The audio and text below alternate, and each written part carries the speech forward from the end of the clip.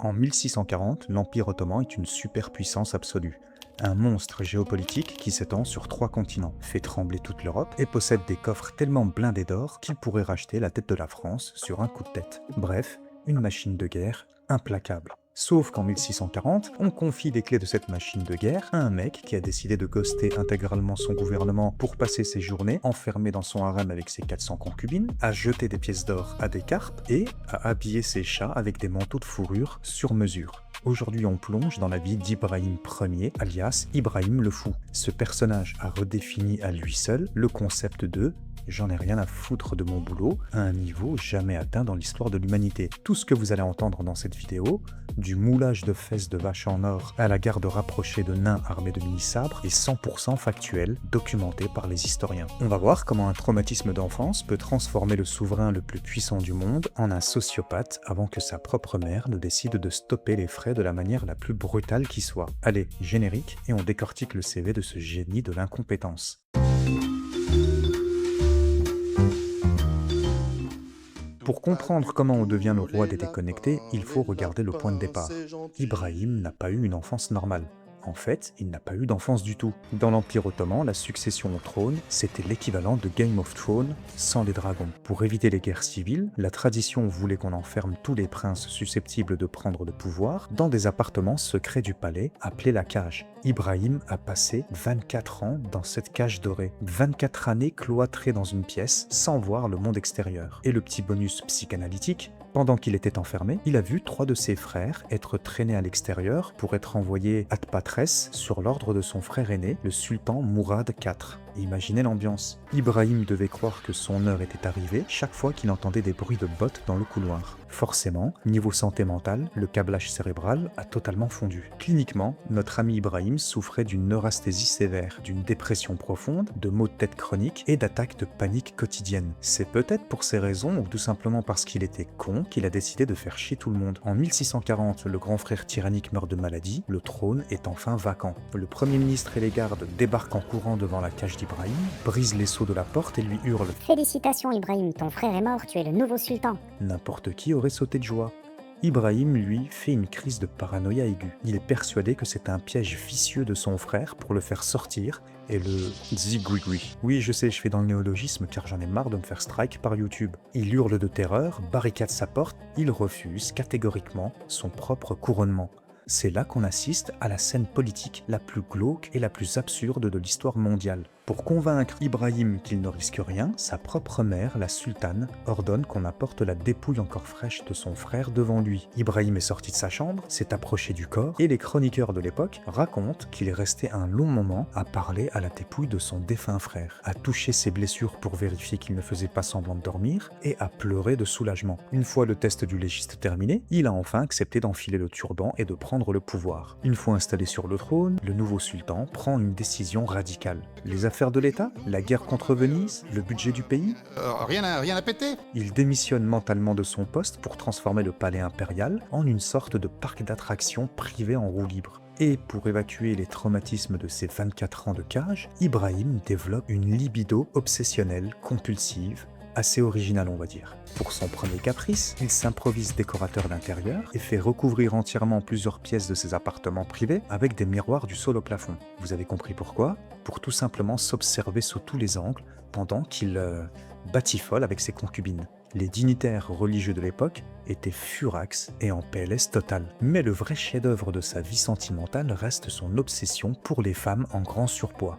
Notre cher Ibrahim aimait les formes, mais de manière industrielle. Pendant ce temps, sa propre mère, pour s'assurer qu'il ne se mêle pas de politique, achetait elle-même des femmes bien portantes sur les marchés aux esclaves et les engraissait façon gavage d'oie à coups de loukoum et de plats en sauce. À ce stade, vous vous dites que le mec a atteint le plafond du ridicule. Eh bien non, on est loin d'avoir fait le tour. On n'a pas encore parlé de son fétichisme psychiatrique pour la fourrure de zibeline. Ibrahim est tellement obsédé par ce textile ultra cher qu'il ordonne de tapisser les sols, les plafonds et les murs de ses appartements de fourrure. Il fait même coudre des perles et des diamants dans sa propre barbe, ses vêtements et ses sandales. Ce mec est devenu un sapin de Noël ambulant en fait. Et ses animaux de compagnie ont droit au même traitement. Pour ses chats, il exige qu'on les rase pour leur enfiler des mini-capes en fourrure de zibeline sur mesure. Son cheval préféré, il lui attribue des titres politiques majeurs et des honneurs réservés aux ducs et aux ministres. La bête est logée dans des écuries de luxe et mange son avoine dans des auges incrustées de pierres précieuses, tandis que le peuple crève la dalle. Les courtisans devaient s'incliner et saluer le canasson sous peine de mort en cas de refus. Enfin, pour sa sécurité et surtout pour s'amuser, notre sultan recrute une cour rapprochée composée uniquement de personnes atteintes de nanisme. Pendant que l'Empire brûle, le sultan passe ses après-midi à regarder son armée de nains faire des simulations de bataille, mais l'économie du pays, elle, est en train de faire un saut de l'ange sans parachute. Jusqu'ici, on a bien rigolé, sauf qu'un fou avec un pouvoir absolu, ça finit toujours par devenir dangereux. Et le drame commence quand Ibrahim décide de liquider le seul mec qui savait bosser dans tout l'Empire. Au début de son règne, les caisses de l'État tiennent le coup grâce au grand vizir, un premier ministre brillant et honnête, nommé Kara Mustafa Pacha. Mais Ibrahim est une éponge à manipulation. Il gobe toutes les conneries qu'on lui raconte. Ses maîtresses du harem, dont la fameuse favorite s'allie avec le charlatan du palais, le faux mage Jinji Hoja. Leur but, vendre des postes politiques et toucher des pots de vin. Mais le premier ministre refuse de cautionner ces magouilles. Pas de problème, les maîtresses profitent de la paranoïa d'Ibrahim et lui murmurent à l'oreille que le ministre complote contre lui. Sans aucune preuve, notre sultan signe l'arrêt de mort de son meilleur serviteur. À partir de là, c'est le début officiel du naufrage. Le point de non-retour, le chef-d'œuvre de l'indécence, arrive en 1646. L'Empire ottoman est en guerre contre Venise et la flotte ennemie réussit un coup de maître. Elle met en place un blocus ultra strict du détroit des Dardanelles.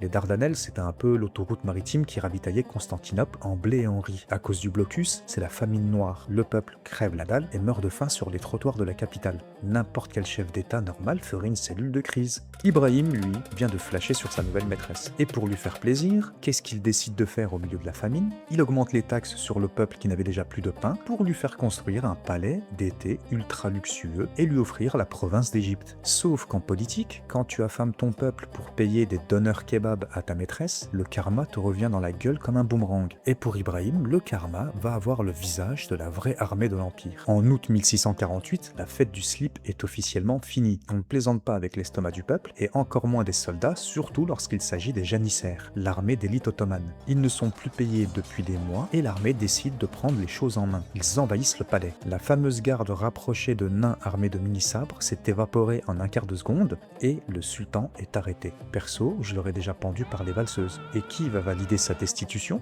Sa propre mère. Quand même ta propre mère signe le papier pour te virer de ton poste de roi, c'est que t'as officiellement atteint le boss final de la connerie humaine. Le 18 août 1648, le bourreau en chef de l'Empire, un colosse nommé Kara Ali, entre dans la cellule avec ses assistants. Ibrahim hurle, chiale toutes les larmes de son corps, mais le protocole est strict. Comme il est de sang royal, on n'a pas le droit de verser son sang. On utilise donc la méthode traditionnelle. Il est avec une simple cordelette de soie. Le mec qui régnait sur un tiers du monde connu finit éliminé à l'arrière de sa cour comme une vulgaire merde. Son corps est évacué en douce et son fils de 6 ans est mis sur le trône à sa place. Une nouvelle affaire classée pour le bureau des absurdités historiques. Si cette leçon d'arrogance punie par le destin vous a parlé, ne soyez pas égoïste comme Ibrahim et pilonnez le bouton bleu. Abonnez-vous pour ne pas rater nos prochaines escales dans les bêtises humaines et dites-moi en commentaire si le karma a bien fait son taf. Portez-vous bien, gardez les pieds sur terre et à bientôt pour une nouvelle affaire. Bye bye.